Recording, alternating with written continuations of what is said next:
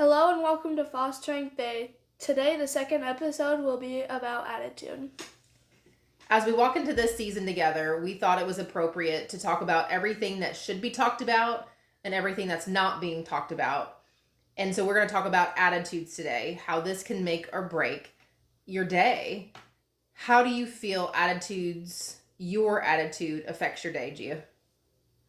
I feel like it affects my day on how other people I feel like it can affect everyone else's day.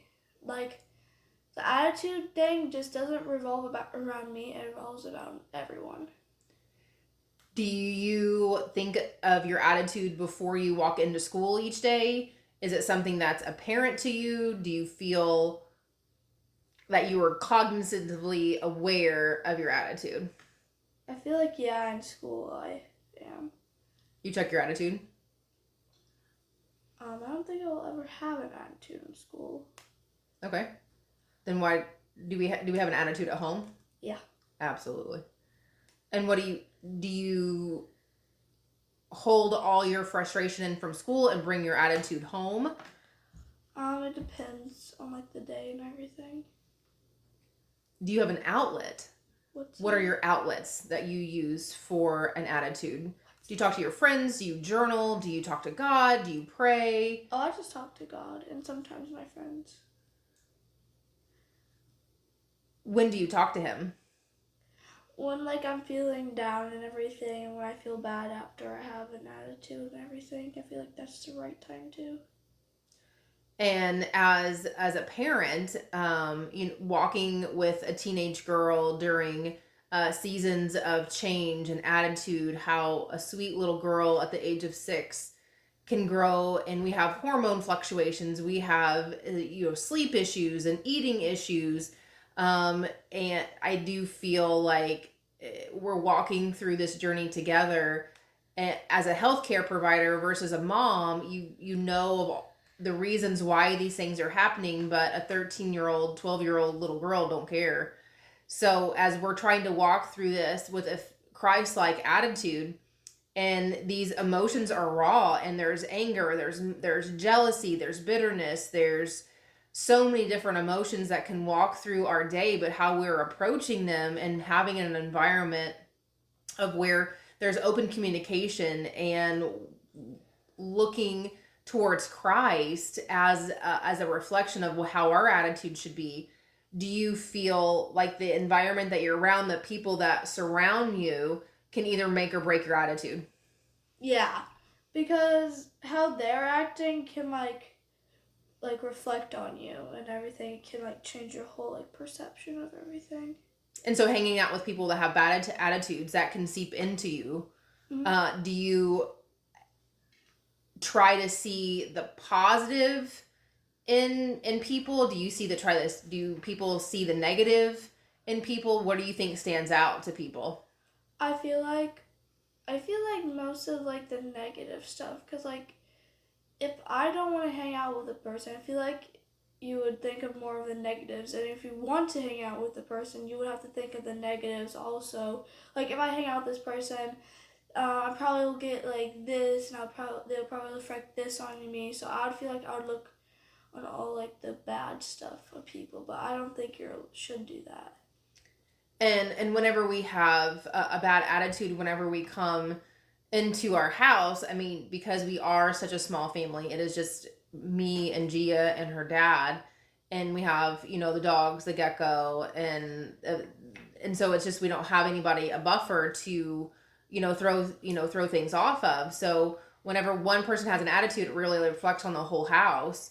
And so coming in from a day of work, I try to have a good attitude, and have that mercy and grace, because we have that reflection of Christ. And do I get mad? And we were talking before the podcast about anger, and she said that she wishes that I would just speak whenever I was mad versus just leaving the room.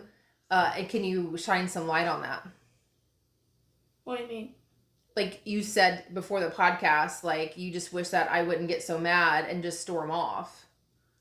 Oh yeah, because when someone I don't know what you're thinking or anything. So I'm like, is she mad? Is she sad? Like, so me and Dad get confused a lot, like on where you're gonna go or like where what just happened or anything, because me and Dad don't use no context clues or nothing. So we get really confused and we don't know if like you're mad or anything. You just storm off and like we don't like see that. Like you just look mad and everything. And so I will use to typically like go outside, I will go for a walk, I'll go exercise. But my inclination was do not say anything that is going to be hurtful, harmful, and be said in that moment that I'm going to regret later. And so for me, taming my tongue is a huge battle because I had very loose lips and I did not choose my words wisely. And so I really try to reflect and say, because I know that life and death are in the tongue. And so I really try to use my words wisely and not say things when I'm upset or angry, because I know from past experiences, I can crush someone. I mean, I will lash you with my tongue and just be, there could be such damage done and I not even really mean it. And that's why for me, just leaving the room, but taking what you said into context and from now on saying, you know what, I'm super upset at this moment, I'm walking away, and so I don't say something that I regret, and we'll come back and we'll discuss it later. Mm-hmm. And I think that is a great communication point to talk openly in the family and just say, you know what, okay, so how could we do this situation better if it happens next time?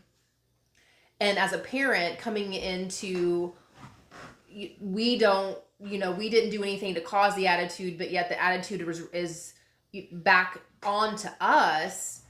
I think that it's, oftentimes seen as disrespectful. I didn't do anything to you, but also too looking at it from a perspective of, look at our attitude towards Christ. How do you feel as we are maturing in your walk with God, that your attitudes and how you approach situations differently? I feel like I just think of what would God would do or like what would Jesus do, and think if I'm like mad or something or if I'm about to say this, I would think, would God do that? Would Jesus do that or anything like that? Yeah, and I think that's a good point to try to reflect his characteristics. And once you mature and as you get older, and speaking from an adult perspective, just being far from Christ, and as we mature in our faith and walk with Christ, you can see just kind of the evolution of how we were broken, crushed, far from God, looking at people in our own eyes versus looking at him in his eyes, and then knowing that he chose us, he loves us, he's adopted us. And for me to have a bad attitude because I'm now looking at people with Christ-like lenses, and because that is his son, that is his daughter, how could I disrespect a son or daughter of Christ? Mm-hmm. I mean, just looking at them as that the God of the heavens made them, like he knitted them together and has made them and has a purpose for them. And how could you not just look at that person and just love them for who they are, where they're at, and know that because of grace and mercy that he's given to us, how we have to give it to them. And that is what has saved you multiple times, because of your attitude, because of your disobedience, because of the way that you have spoke to us.